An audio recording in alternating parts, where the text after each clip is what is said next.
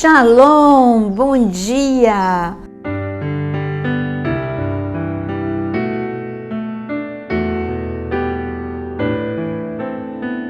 Um dia muito abençoado para você e para sua família. Eu quero te dizer que você está no caminho certo de viver grandes coisas em Deus. Sabe por quê? Porque se você parar para pensar numa pessoa que viveu o espetacular de Deus, foi Moisés, não é?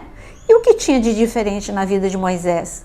Todos os dias ele ia para a tenda do encontro.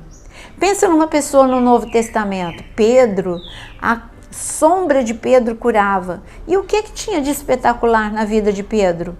Pedro orava todos os dias. Está escrito que quando ele foi com João orar, como de costume, ou seja, ele sempre estava orando lá no templo. E na porta de Formosa, eles viram um paralítico e ali o paralítico foi curado através da vida desses dois homens. Mas o que eles tinham de diferente? Vida de oração. Tudo isso para falar que você está no caminho certo, fazendo o devocional, você está no caminho do sobrenatural, porque você está tendo intimidade com Deus todos os dias. Essa é a diferença de uma vida derrotada e de uma vida vitoriosa. Estar na presença de Deus ou não.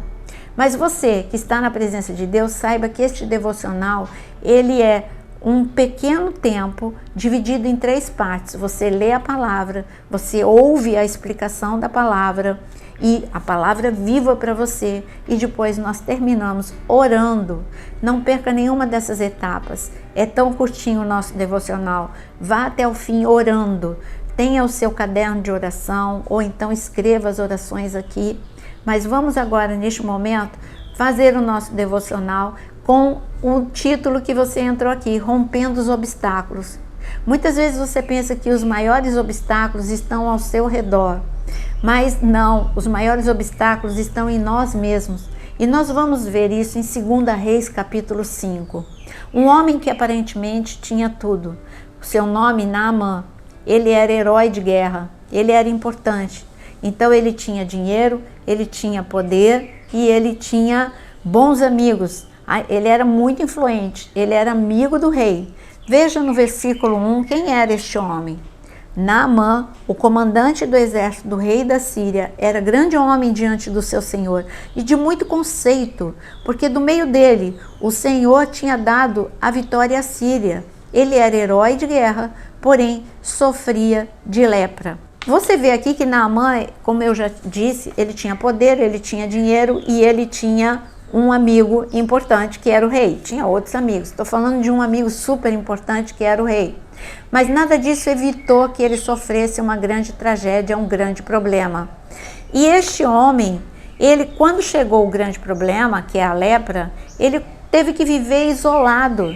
Ele não podia mais estar em família, não podia mais exercer a sua profissão, que era um herói de guerra. Ele era um homem muito importante no exército. Agora ele estava condenado à solidão. Que grande tragédia, que grande problema. O dia mau chegou na vida de Naamã.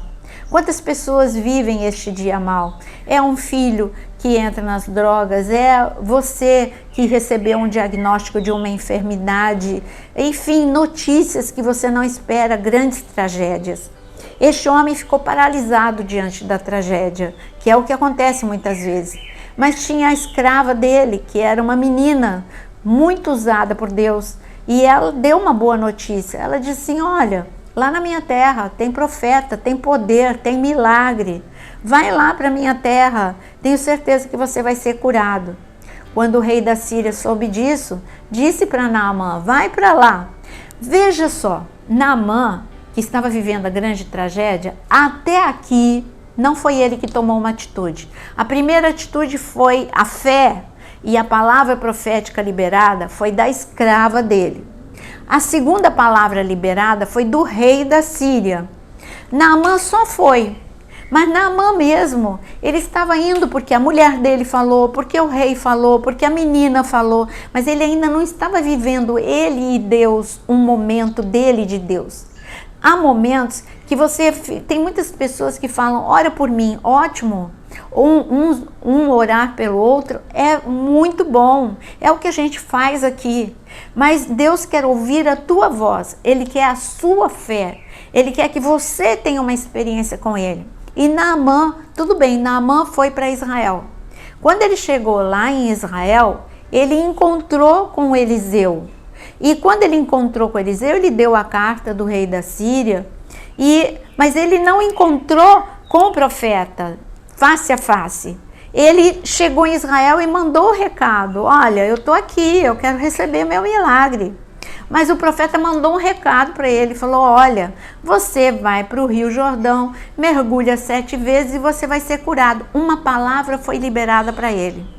Você sabia? E você pode dizer assim: puxa, mas eu queria viver nesse tempo, porque se o profeta liberasse uma palavra para mim, eu ia acreditar. E aí Deus olha para você e fala assim: peraí, você está me falando que se o profeta liberasse a palavra, você ia acreditar? Eu liberei a palavra para você. A minha palavra tem promessas de Gênesis e Apocalipse. Se você está angustiado porque você perdeu, porque você foi roubado, eu digo que eu sou o Deus que restitui. Se você está faltando alguma coisa para você, está escrito na minha palavra que eu sou o bom pastor e por isso eu sou o pastor e nada vai te faltar. Então, você está enfermo? Está escrito na minha palavra que eu já levei todas as enfermidades e dores na cruz do Calvário e pelas minhas pisaduras você está curado. Então, mais do que a palavra de um profeta, é a palavra de Deus que já foi liberada para a sua vida. O que é que nós precisamos? Nós precisamos romper com alguns obstáculos, como Naamã. O primeiro obstáculo que Naamã ele teve que romper foi o isolamento. Ele estava doente, ele não tomou nenhuma atitude, ele não pediu para ninguém orar por ele, ele só esgotou os recursos que o dinheiro proporcionava a ele e os recursos da medicina. Mas aí ele falou: bom, eu vou morrer. Então, o primeiro obstáculo que ele teve que romper foi sair da zona de conforto, sair da Síria e ir para Israel. O primeiro obstáculo que você precisa romper é sair da tua zona de conforto, acordar mais cedo e fazer o teu devocional, entrar na presença de Deus. Esse é o teu primeiro obstáculo. Não, meu pai está orando por mim. Não, é você que... Tudo bem, teu pai, tua mãe, teu amigo está orando por você, mas você também precisa orar. Você precisa ter tua vida de oração. Então, esse é o primeiro obstáculo. Agora, o segundo obstáculo que Naamã iria vencer foi quando ele chegou lá em Israel. Quando ele chegou em Israel, e veja só, está escrito, eu quero que você leia comigo agora, quando ele chega em Israel, e o profeta diz para ele ir para o Jordão, que era tudo bem, era um rio que não era muito importante. E ele ficou, olha o que está escrito no versículo 11, porque o profeta deu o recado para ele no versículo 9 em diante. Eu vou ler o versículo 9 em diante. Então Naamã foi com seus cavalos e seus carros, parou à porta da casa de Eliseu, e Eliseu mandou um mensageiro dizer: vá, lave-se 7 vezes no Jordão, e a sua carne será restaurada e você ficará limpo. Mas Naamã ficou indignado e se foi dizendo: eu pensava que ele certamente sairia para falar comigo, ficaria em pé, invocaria o nome do Senhor, seu Deus, passaria a mão sobre o lugar da lepra, restauraria o leproso. Então, quer dizer, ele criou uma expectativa, ele queria que o profeta, porque ele era importante, então ele deveria ter uma atenção especial, ele queria que o profeta falasse com ele, tocasse nele e fosse com ele até o Rio Jordão. A expectativa dele foi frustrada. Muitas vezes você deseja: eu queria que o meu pastor falasse uma palavra para mim, eu queria que um profeta se levantasse e falasse uma palavra para mim, e Deus quer que na verdade você amadureça e tenha um relacionamento, não com, você sair do nível de ter um intermediário e você ter uma experiência pessoal com ele. É hoje aqui nesse devocional que você vai ter uma experiência com Deus. Então, o segundo obstáculo que Naamã ele precisou quebrar foi o que ele imaginou na mente dele. O milagre de Deus não é como você imagina, é como Deus quer. E se o milagre de Deus fosse do jeito que você quer e você programou, não seria milagre. É milagre porque foge do teu entendimento. Deus age, Deus faz. Porque você orou, porque você creu, porque você insistiu e porque Deus é soberano e Deus é maravilhoso e Deus vai agir. Então, o obstáculo que você precisa quebrar são dois aqui, a mente e as emoções. Nas emoções ele ficou indignado, frustrado, triste, emburrado. E na mente era a lógica dele. Não, a lógica é, eu sou um homem importante, ele precisa vir e sair e falar comigo.